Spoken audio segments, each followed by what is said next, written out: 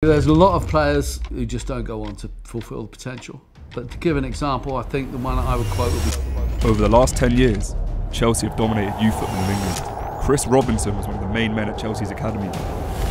In elite sport, there's going to be selection. And if there's going to be selection, there is going to be disappointment. The club won 5 FA Youth Cups in a row, 2 under-18 Premier League titles, 2 under-23 Premier League titles, and 2 European Youth League titles. But in terms of sheer ability, he was as good as anybody I've seen at that age. The academy is known for producing players such as Reece James, Mason Mount, Tammy Abraham, Dom Solanke. The list just goes on. Football clubs rarely let people in on what goes on behind the scenes. I can tell you the best and the worst player in 5 minutes. Chris Robinson, he's here to tell us the secrets behind one of the best football academies in the world. But you're still going to get the players who break down in tears in front of you.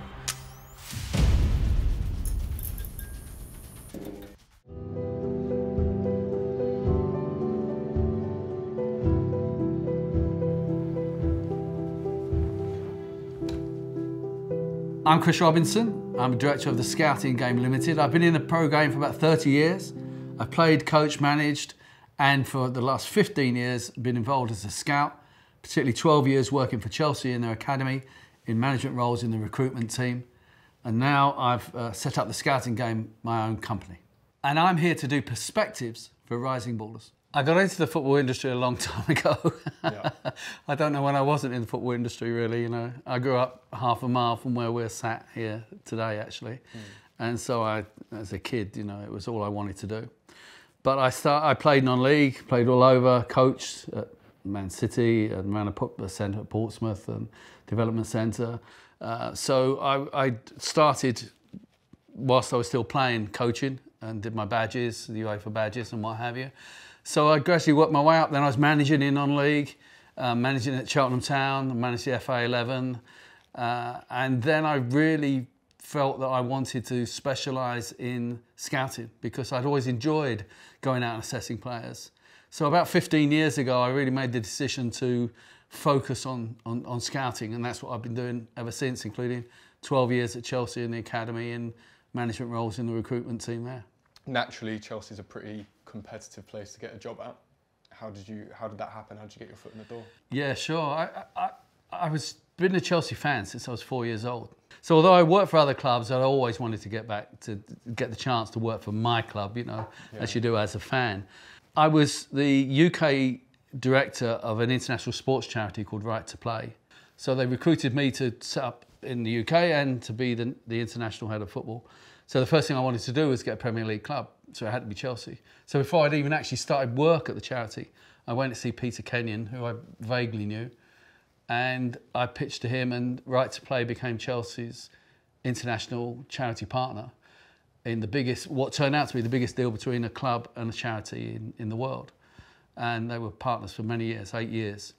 And so when Chelsea won the Champions League in 2012, Right to Play was on the back of the shirts, you know, and that was fantastic. So I got to know a lot of people in the club then, particularly in the academy. And they knew I had a football background, you know, I managed and coached and what have you. And they'd always said right from the start, when I went with Jose Mourinho and Michael Essien to Ghana to see our projects there, for example, and took a lot of people from the academy. They said, you're going to have to come and work for us, you know. So I'm saying, yeah, that'll do. And so eventually, it was 2012, when it was right for me, I had the opportunity to start work part-time as an academy scout. And then I went full-time in 2015 and on from there. So it's because, like with a lot of scouting, a lot of good scouting is based on networks. And getting a lot of jobs is based on getting to know people. And I got to know the Chelsea people through the charity I was working for. And that was the key way in. What do you look for in a player when you're scouting? I think every scout will have slightly different things that they look for in a player. But for me, football's based on 3 things. It's based on control, pass and move. Everything in football is a variation or development of those 3 things. So shooting is a variation of passing. Positional play is a variation of movement. Control, pass and move, 3 things. So that's what I start looking for when I watch a player. Can they control the ball? Can they pass the ball? How do they move? And everything stems from that. And we can get more complicated, as we do in football. You know, as has been said before, by the great coach Dave Sexton. It's a simple game that we make complicated. So we can have lots of different criteria and complicated things. But for me, it's all variations on control, pass and move. So that's what I look for in a player. Like most experienced scouts, I can tell you the best and the worst player in 5 minutes. It's all the so-and-sos that are in between that are the difficult thing. Those who might be good, those who are not good today but might be good tomorrow. That's the complicated bit. The best and the worst is always easy. So Evan Ferguson, who's, you know, lighting up the Premier League and has done fantastically well for Brighton. He came over from Ireland. He actually played against Chelsea, came off the bench when he was about 14, I think, in Ireland, to a pre-season game. A big, strong boy, and he came over at 16, something like that, to Brighton. Only ever played in their 21, so I never saw him in the 18s, I don't think. And I must have watched him 6 or 7 times. I never saw him have a good game. I never saw him score a goal. And I must have watched him 6 or 7 times.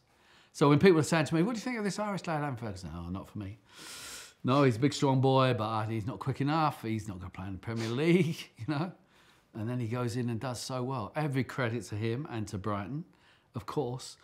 And that's all fairly recent that happens. So I don't know if I'm actually getting any better at this game, because he completely passed me by. Completely passed me by. You never know a player until you're working with them every day. And as a scout, you only see them in their games. You don't know their character. You don't know what they're working on. You don't know background. So if you were going to recommend to buy a player and you didn't find out all of that stuff, then that's very risky. So, next question. How on earth can you tell who's the best and worst player within 5 minutes of a game? Control, pass and move. Can they control the ball? Can they not only just bring the ball down, bring it under control with their feet or the body? That's a technique. Can they do it as a skill? That is when they're under pressure. So if the defender's this side, do they knock the ball that side? Simple. Control. Pass. Can they get the ball where they want it to go? Can they do it over 10 metres? Can they do it over 30 metres? Move. Do they move well? Are they quick? Are they agile?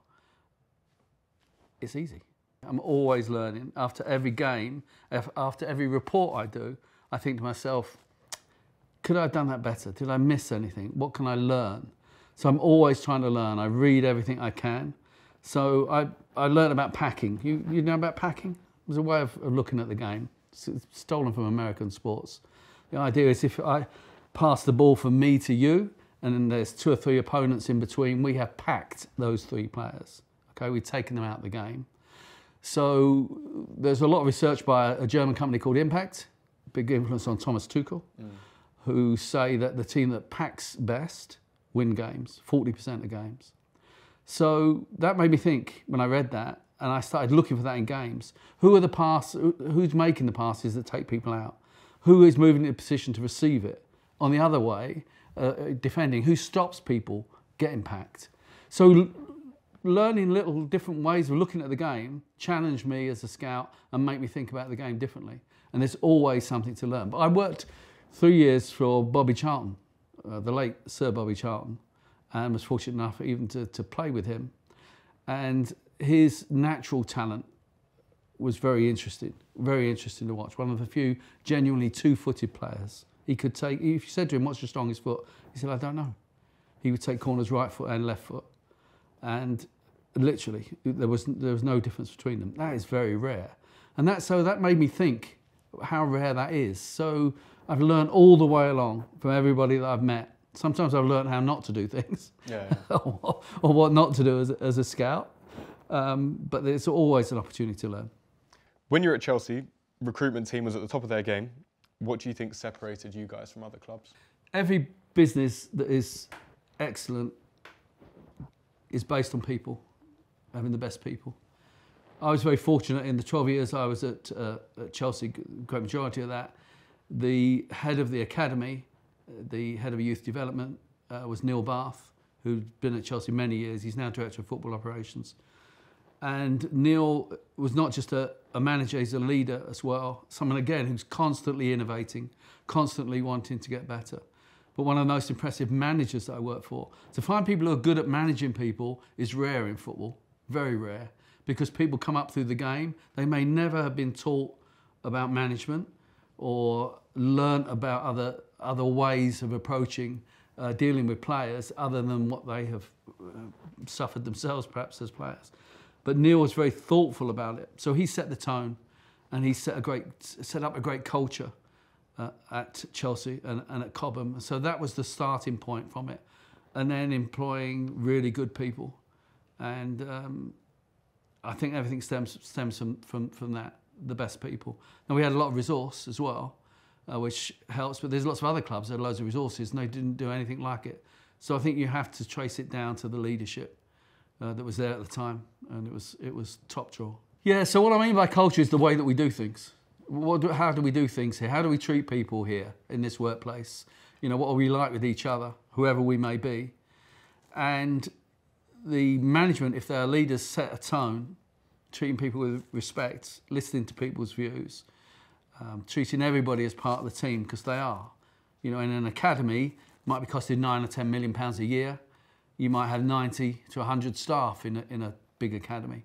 And your people who are doing the catering, your people who are working security, they're all part of the team. They've all got a bit to play. And they all need to be respected and felt to be part of the team, and then it works better. So setting up ways of working that showed that in practice. That's how you develop a culture. It's not by words, it's by deeds and by respecting people. And that was massive under Neil at Chelsea.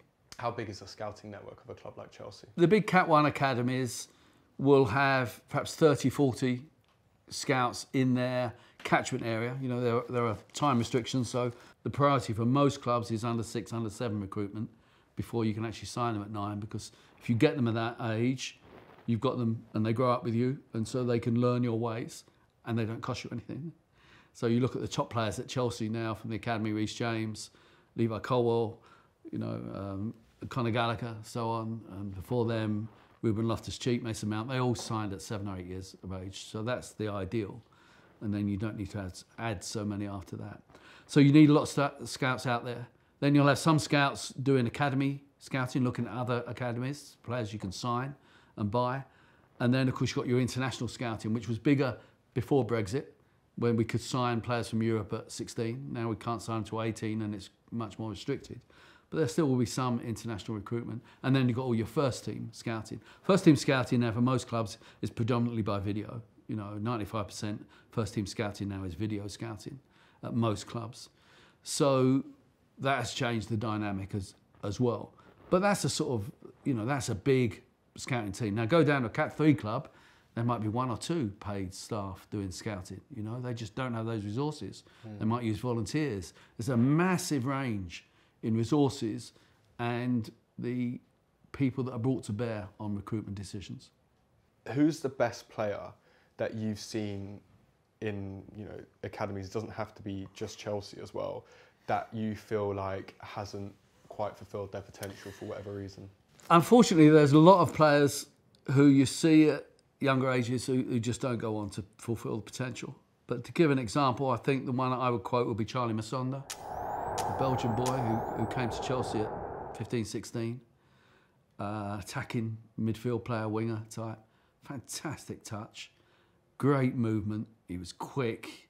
He would send players both ways. He could take defenders both sides. He could score goals. He could make goals. As talented as anybody I've seen at that age.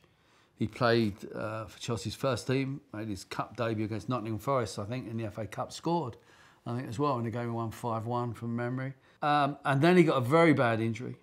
He went out on loan to a couple of places that just didn't work, and he was out for a long time with an injury. He's still playing now. My guess will be he'd be about 26 now. Charlie's playing Cyprus, I think. But in terms of sheer ability, he was as good as anybody I've seen at that age. Jeremy Boga was a similar age to him, the French boy. He's still playing the game and he's had a good career, but I thought he was going to be a world beater. Again, he got injury. So it's often injury that comes in the way of these players at the wrong time, you know, and it's very hard to fight back from that. But yeah, I'd pick Charlie out as an example of someone who I thought was going to be a worldie and who hasn't yet. He's 26. Still time. And one of my sons phoned me up and said, "Dad, you do realise that you said no to 3 of these players who are playing for England?" But I didn't feel he was worth us signing. And if you think, I think this player will be good going to a Division 2 team, the agent, no, the player only wants to go to the Championship or above. For a long time, Chelsea have had many players on loan. at one point it was about 45, 50 players. Can you explain the loan system that Chelsea had whilst you were there? In the Premier League, you have a squad of 25 players. The Premier League is an international league that happens to be based in England. And the standard is way higher than virtually everywhere else, really. So for young players to jump from an academy into that is almost impossible. There's very few players that do it. There are some, there are exceptions, who do it without going on loan. Marcus Rashford did, I think, for example, Phil Foden. So there are exceptions, but they're not very many. So you need somewhere to go between the ages under 18 football and first team football. Under 21 football, or under 23 as it used to be, is almost a waste of time in many ways. Unfortunately, I think it's not very competitive and it's very varied in standard. And so it doesn't really equip players. So there has to be somewhere to go. And so putting players out on loan and going into other leagues is an obvious thing to do. But it's taken clubs a long time, I think, to really learn how to do it because it's not easy. You can send a player out to a loan, manager changes, they don't play, they're stuck out there. It can be very different sort of football. I remember the left centre-back, Jake Clark-Salter, now at Queen's Park Rangers, when he was at Chelsea, saw him play for our under-23s, as it was then, against Tottenham in a game, and he had 2 headers in the game, and one of them was an attacking header from a corner that he should have scored, actually.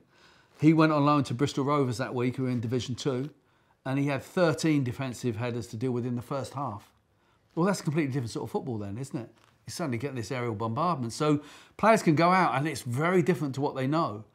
They have been taught and developed for Premier League football, which is a certain type of football, and the places you can go out on loan, Division 2 and 1, Championship, to some extent, they're going to be different sorts of football. So it's not easy to go and do that. And it's taken clubs a long time, I think, to try and get the best out of the loan system, and it's still not straightforward. By then, of course, players have got agents, and if you think, I think this player will be good going to a Division 2 team, the agent, no, the player only wants to go to the Championship or above. And so you're sort of stuck then, you know. If they go abroad, where are they going to go and play and get a shirt and get game time that will help develop them for the Premier League? The Dutch, you know, Eredivisie, not really. Very different sort of football. It's, you know, not close to Premier League. So it is very difficult, but it's necessary. So it's something that clubs like Chelsea have strived to get right and improve and work at. And when it works terrifically well. Reece James, went to Wigan, played a lot in midfield, grew up, bossed it at that level, came back and bossed it. Mason Mount, you know, went out to Vitesse, couldn't get in the team at first, was on the bench, got in the team, won Supporters Player of the Year that year and had a fantastic loan, went to Derby, did really well under Frank Lampard, Jody Morris there, and then came back to Chelsea and did fantastically well.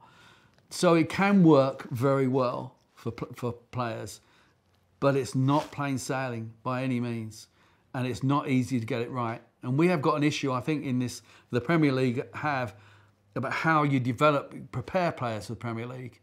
One way forward that Neil Bath had mentioned before is if the Premier League put up a prize for winning the Under-21 League, £10 million, say, well then people will start paying attention to it, you know, and it might get more competitive and you might keep more players in that. If they made more effort to get crowds in, you know, to make a better atmosphere, but it's difficult. So it's been hit and miss for most clubs, like Chelsea, learning their way through, but it's a vital part of most players' pathway, but not easy to get right at all. What are your thoughts on the state of academy football right now in 2024? When the academy system was changed dramatically with the introduction of the Elite Player Performance Plan, I think 2007, I think, with the Premier League taking over control really of the academy programmes, the idea was to upgrade all of our academies. Now, if you look at the performance of the England national teams, under 17, 19 since then, you know, we've done way better than we ever did before. But I think the state of the academy system in the UK and in England particularly is strong. We're producing very good players. We're learning how to treat people better, including all of those people who don't make it to the top, which is absolutely key. I think we're getting better at that.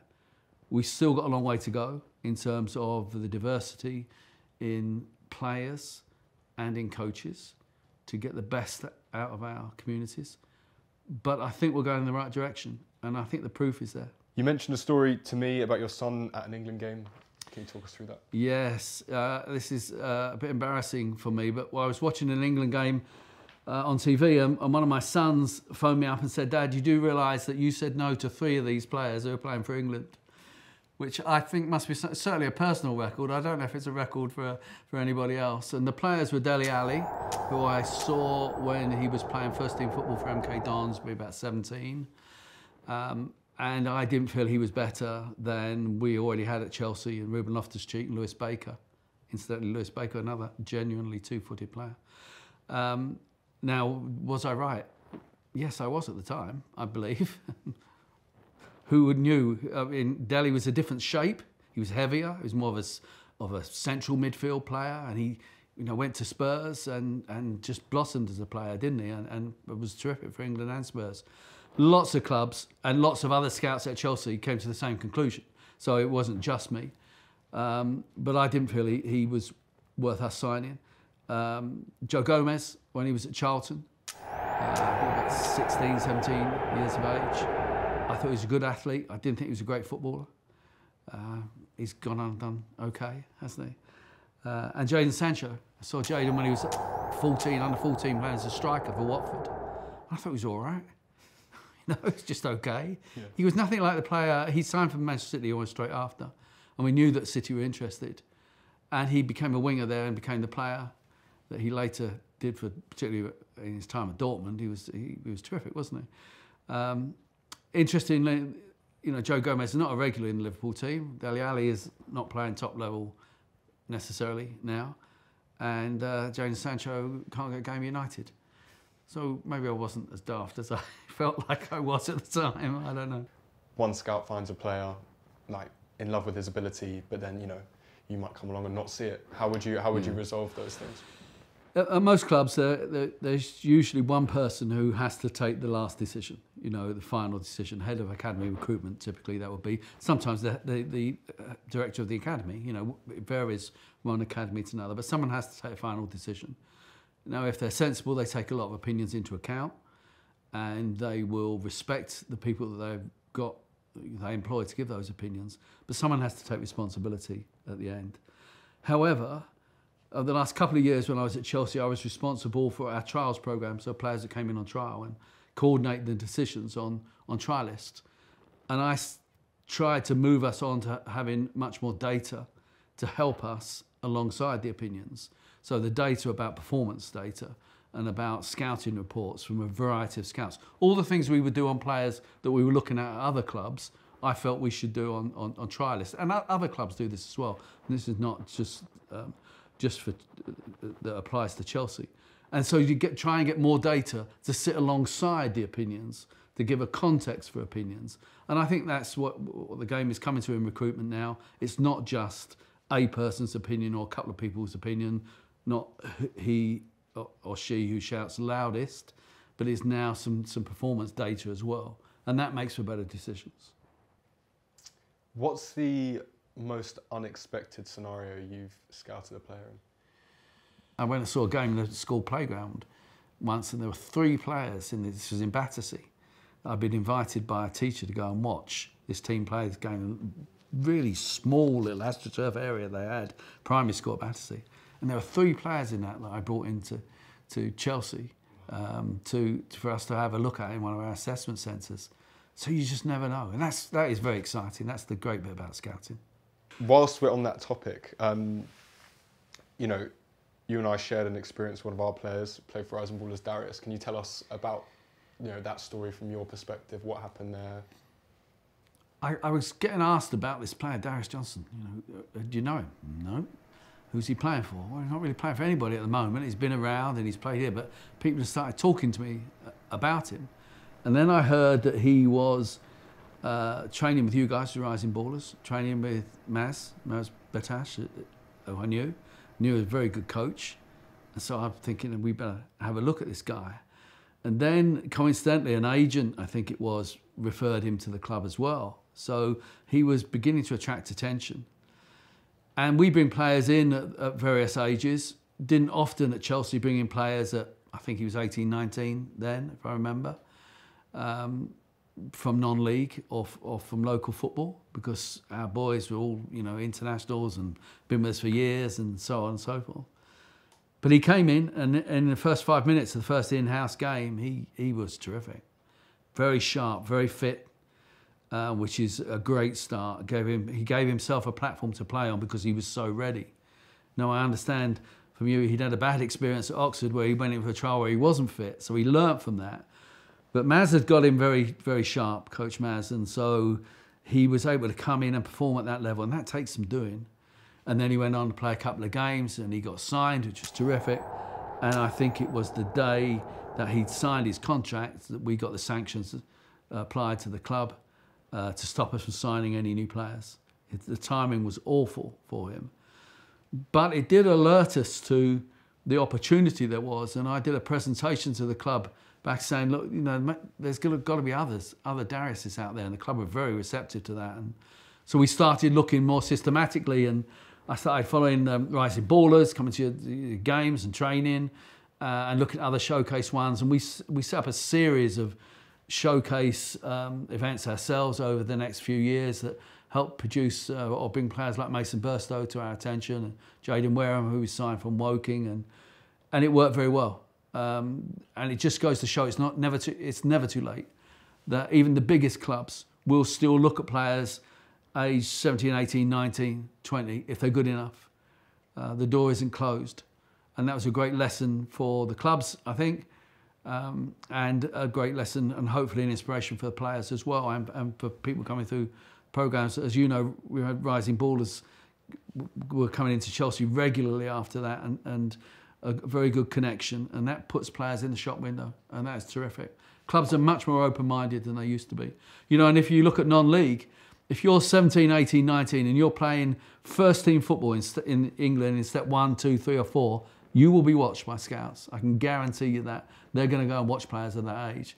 And I'm a big fan of that as a route for players. It doesn't always have to be jumping straight to an academy. You know, non-league standards of play and of performance and of coaching and facilities has improved tremendously. And it's a great shop window if you want to get into the pro game and play at a good standard of football in front of people who are paying to watch it, you know, which is a whole different discipline. So a big fan of that too. Without naming any names, can you tell us any story that might reflect the darker side of football? The darker side of football, unfortunately, does come up.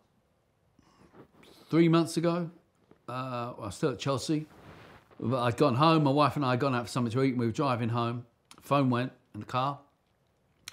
Security at Cobham, at Chelsea's training ground. And the guy on security said, Chris, we've got a young fella here asking for you. So I said, well, obviously I'm not there, neither is anybody else. What's the story? And he said he's a foreign player. He said, I'm not exactly sure, but he's asking for you. So what it turned out, that this lad who was Swiss, aged 19, had come into a showcase game that we had run, like I've mentioned, and that you had Rising Ballers players playing in, a couple of years before. And he'd done okay. But he'd remembered my name and my contact point, and he'd gone off playing elsewhere in Europe, playing back in Switzerland where he was from. And an agent, or someone purporting to be an agent, had taken money off him at the promise of getting trials in this country.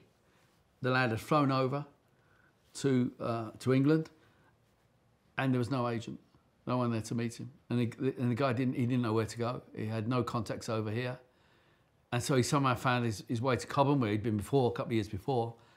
And I was the only person whose name he knew, and so he asked for me. Now, he'd been scammed out some money by people purporting to be agents, you know, playing off that dream and with nothing to back it up. And that was a great shame. Now, we were able to try and help him out a bit, and in fact refer him to a couple of non-league clubs. And he learnt some lessons, and it was a shame, though, because people are purporting to be agents like that when they're not agents, give all agents a bad name, and there's a lot of good agents about who do a very important job in the industry and are very useful for players. But it just goes to show how the dreams are so strong and vivid for players all around the world that does leave them vulnerable to getting ripped off, and you have to be so careful. That was a great show. You see some kids, they get a pro deal at 17. The first thing they want to do is get their driving license, and they get a car, and they get a big flash car. You know, you're still going to get the players and the families who break down in tears in front of you because it's disappointment. You know, you've been in a job for such a long time where the stakes are so high. Has that been difficult for you to cope with mentally at any times? Like, it's a good question. Dealing with the negatives side of being a scout, it is tough at times. You have to learn early on. 99% of being a scout is saying no. And as we've already heard, sometimes I've said no to players that perhaps I should have said yes to. But 99% of the game is saying no. So you have to just be able to deal with that and not get too emotionally invested. Equally, those that you are keen on, your job is to find the players and recommend them to people in your club who make the decisions whether to sign them. You are not usually the person who's making that decision. So you might believe in a player and you might do your job, and it's easy to get very frustrated if the people who actually make the decisions don't agree. You have to try and separate that in your mind, what your job is. Identifying talent, bringing it to the attention of the club. In a sense, what happens after that is down to the club, and you have to try and separate yourself from it. But all those things are not easy to do.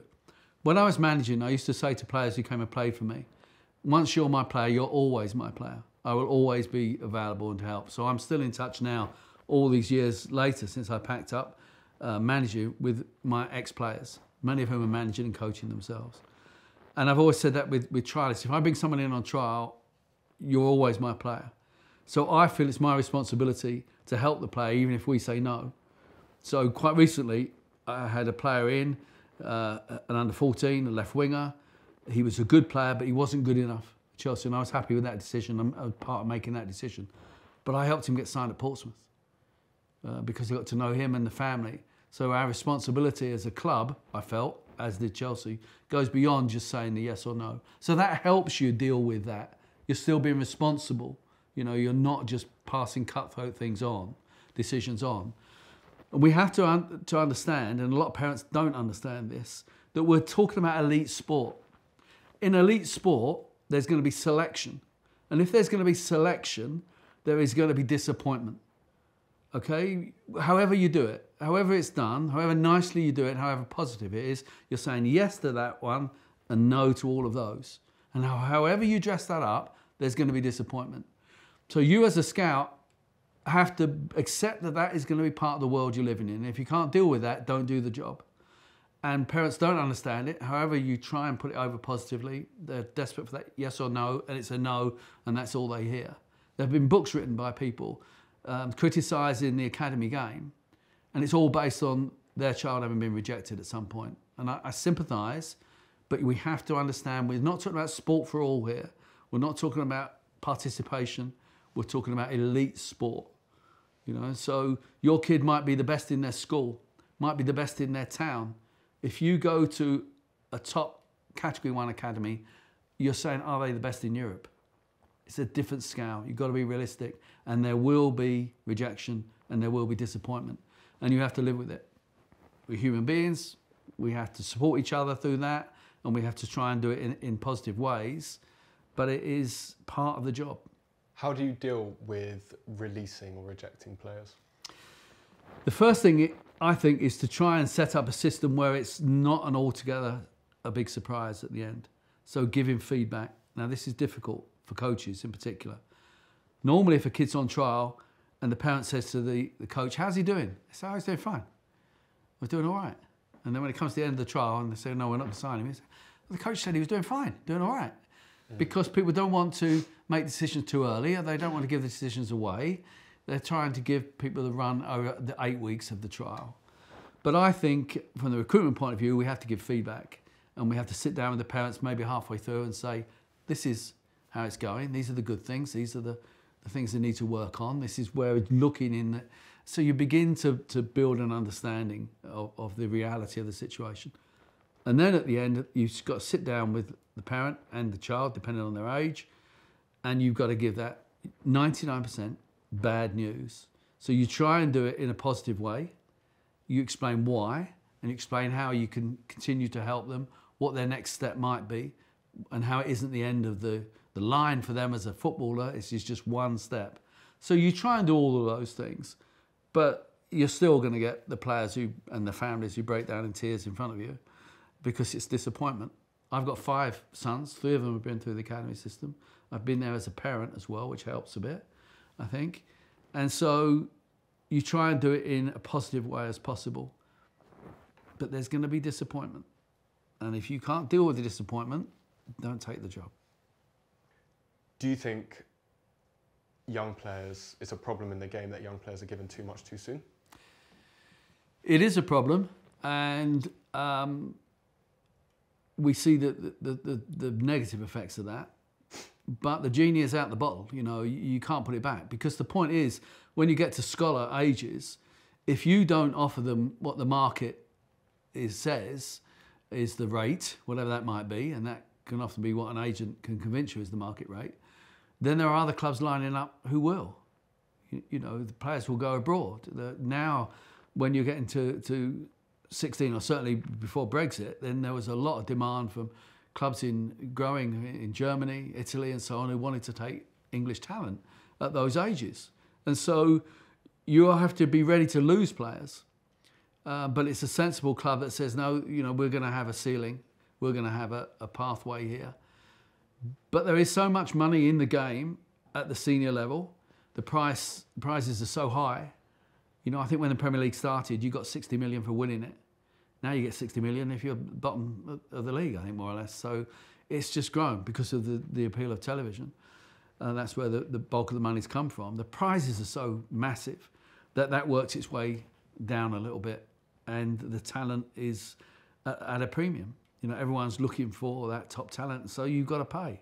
And that is not always healthy. So then you have to say, okay, can you prepare the young players for that? Can you educate them in the way? And can their agents, reputable agents, help in that process? So it can be done right, and it can work. But everybody's different, aren't they? You know, you see some kids, they get a pro deal at 17. The first thing they want to do is get their driving license, and they get a car, and they get a big flash car, you know? And you think, really, is that going right? You know, then they go out on loan, and they go to a championship club, and their car's flashier than anybody else's in the car park, and people don't treat them well, and they wonder why, you know. And so education can help prepare them for that. But ultimately, yeah, you got kids 17, 18 who've got thousands of pounds a week. And how would you have dealt with that at 17, 18? I don't know. I'd have dealt with it very well, you know. I can deal with it now, of course, if anybody's watching who wants to try that out. But you needed the right people around you, family, advisors. If they're good, if that inner core is right, then of course it can be navigated successfully, but it's not easy. I just think legally it would be unenforceable, really, and people will get around it in other ways, you know. And this is what the problem other sports have had. And a company will be set up, a limited company, which is a legal separate entity, and the money will be paid to that and not to the player. And so it's very difficult to put the genie back in the bottle, as I say. The money's there and has positive and negative effects. Chelsea used to have a reputation for not giving young players a chance. That changed. Yeah. Can you tell us about that change? What caused that shift, in your opinion? Two things, I think. Firstly, the change for Chelsea's pathway came because of 2 things. Firstly, when Jose Mourinho was there for his second time, the team weren't doing very well. We had a right back, Jadon Sterling, who's now at Rangers, doing very well in midfield at Rangers at the moment. But he was a right back, flying right back, and he was quick, and he was playing really well. And we were winning youth cups. Chelsea's first team was not doing well. Branislav Ivanovic was right back, not playing well. Jose Mourinho will pick Branislav Ivanovic every week over Jadon Sterling, partly because Jose's never really picked young players, really, as a pattern, because he trusts certain senior players, because he knows his time at clubs is very limited, so he'll go with what he knows and what he can trust. So it has to be the right manager. So the manager's perspective changed. And then the second thing was the first push was that we got the sanctions against us at a time when Frank Lampard, Jody Morris, Joe Edwards were in the sort of management chairs at the first team, and they were very keen on the academy. All of the support staff that came with them were academy people that went over, so we were very closely connected then with them, and the players got their chance. So the manager has to be right, the opportunity has to be there, but then the players have to be right. They have to. It's great to give young players opportunity, but they've got to take those opportunities. And you had players who not only had great technical ability, but had strength of character and determination, like Reece James, Mason Mount, Conor Gallagher, and so on and so forth. These players had that strength of character. At the top level, in Category 1 academies, every player who's 16, 17 is a good player. They're all good players, otherwise they wouldn't get there. In my opinion, what picks out those, any club, that are going to be the ones that make it, by that point, is character. And we began to find players. We had a generation of young players at Chelsea who had that strength of character, and they show it every week. You know, Conor Gallagher wasn't always the best player in his academy teams, but look at him now, captain in Chelsea, and running his heart out and playing for England, and that strength of character, and that's massive. So it's a combination of factors: manager, opportunity, and the players got to be ready for it and take the opportunities when they come. Can you share with us anything that you look back on as perhaps a mistake on your part that you're willing to share? I don't look back on decisions made on players usually as mistakes, in the sense that at the time I believe in myself and I made the decision I felt was right at the time. It's easy with hindsight to look back on players, and we can joke about it and say, well, you know, you missed that one there, and fair enough. You know, you're not going to get everything right. But as long as you made the decision based on reasonable evidence and data and opportunity to really assess a player at the time, I don't lose sleep over saying no to players based on that. What I do regret is that when I got sacked at Cheltenham Town as manager, just before we won promotion, which is a whole other story in itself, and we made loads of money for the club and it been very successful, and I still got the sack. I was desperate to stay in management, and I took the first opportunity that came up, which was with a smaller club who made lots of promises about what they were going to do, and none of it materialised. And it was an awful experience. And I wish I'd held on then for a bigger club, or a club at least on the same level with Cheltenham Town then, who were in the top reaches of non-league, and I would have stayed in football management then, I think. I'd taken a pay cut to go full-time in football anyway, because fortunately I had other things I could do. So I could come back out of the game, and I had a big family, so I had to look after them as well. But I wish I hadn't jumped at the first opportunity that I got to take a management job. I was so keen to get back in. I wish I'd been more patient then. And I think I would have stayed in football management a long time, because of all the jobs I've had, and I've loved being a scout, loved working at Chelsea. It was a great honour, fantastic club, a great academy. Being a football manager was probably the best of all the jobs I've ever done. Ridiculous job. Oh, it's an absolutely stupid job in many ways. You know, you're making decisions in a goldfish bowl, you know, and there's however many thousand. When I was at Cheltenham, there was only a few thousand people who paid to come along, and they all think they can do the job better than you, and half of them will be telling you that during the game as well. It's a ridiculous way to earn a living, but I loved it. And then I got sacked when we were really successful, and it was really stupid, you know, really stupid world to live in. Football can be very unfair, it can be very insecure, and the money at the lower levels is not what you hear of now with managers getting paid off. As I say, I'd taken a pay cut to go full-time. So there's none of those rewards. You don't do it for that, you do it for the love of the game. And being a manager at a club is a fantastic buzz. Great responsibility, but I loved it, and I should have persevered longer, I think, at that. And so I think the ones who succeed are, at the top level, are the resilient ones. And they might not hit a real hurdle until they make that step up to adult football, which is the big one that catches people out. The best players don't make it, the lucky ones do. Do you agree with that? I can understand the sentiment, and you do need luck. We mentioned Charlie Masunda before getting injured, you know, and there have been lots of other players who have been hit by injury or misfortune in that way at bad times. I don't actually see it that way myself, because I think as an individual in football, as in life, you make your own luck to an extent. And there are people who overcome those hurdles. And so I think the ones who succeed are, at the top level, are the resilient ones, those who can overcome setbacks.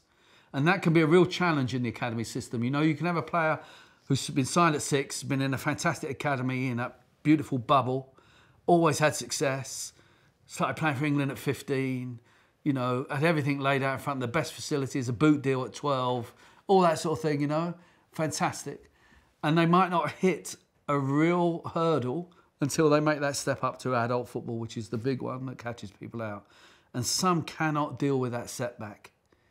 Whereas if you're a Conor Gallagher and you've had to battle for your place in an academy, or Reece James when you've not been making it as a midfielder and they want you to play right back, and are you sure you want to do that? Well, you've had to overcome those things.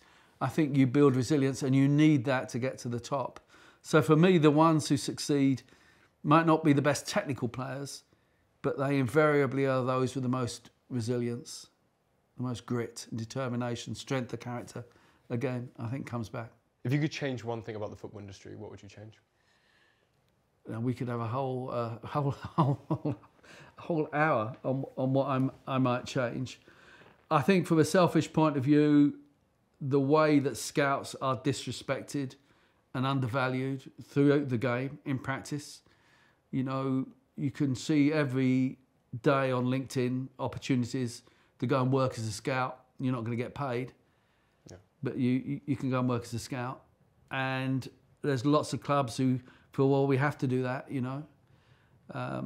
I think that is undervaluing. Every great player has been scouted by someone. Most at the top level now, and most academies, it's a team game now. It's not just one person who goes and finds someone.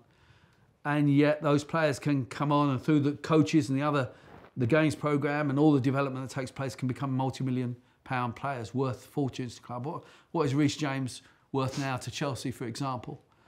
You know, what would he get? 100 million if when he's fit, his best right back in the world, in my opinion. Probably close to 100 million. His scout, Ray Rembridge, who brought him and many other players, Conor Gallagher and many others, into Chelsea. Well, you know, Ray doesn't get any of that, a fraction.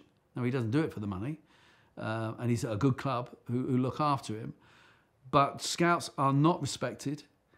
They're badly treated in a lot of grounds when you actually go out and watch games. And they are undervalued and they're underpaid. And the clubs should change that and then expect high standards from those scouts who continue, and then to the amateurish scout, the old-fashioned scout. So equally on the other side, scouts have got to step up. So and it is improving. It's the last part of football to be professionalised, scouting, and in my opinion, and it's got to be recognised for the important role it does, and then high standards expected, as they are being, of scouts, and the scouts will be there to deliver. A lot of fantastic scouts out there, out in all weathers, all places, finding talent and helping kids start on that pathway, and yet they don't get recognised. What advice do you have for young players, whether they're in academies or not in academies, trying to make it? You've got to work hard. Now, every young player says, well, I do. You know, I really want to be a professional footballer. Well, do you? Do you really?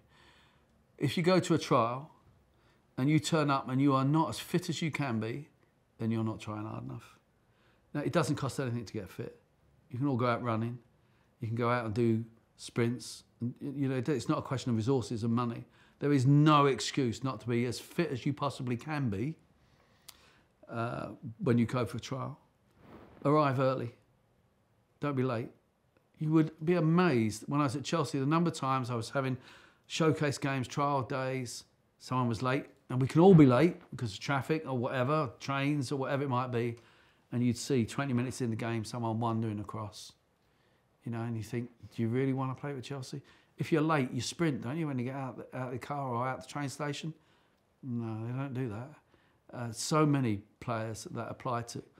So you've got to make an impression to show that you really want it.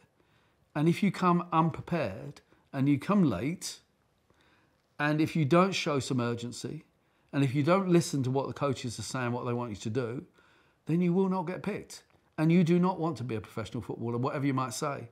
So I think players need to have a good look at themselves and be realistic and say, am I doing everything that I can to be a better player tomorrow than I was yesterday? And the answer usually is no. You could always practice more.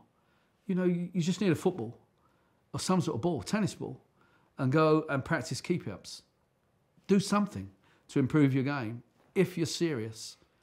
And certainly the older you get, the gap between those in academy football and those outside, it gets bigger and bigger. When you're 8 and 9, if you're not in an academy but you're a good player, you can be on a par probably with academy players.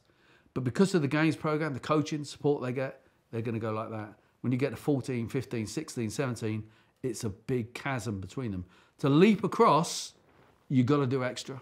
And you've got to do all you possibly can to improve your game.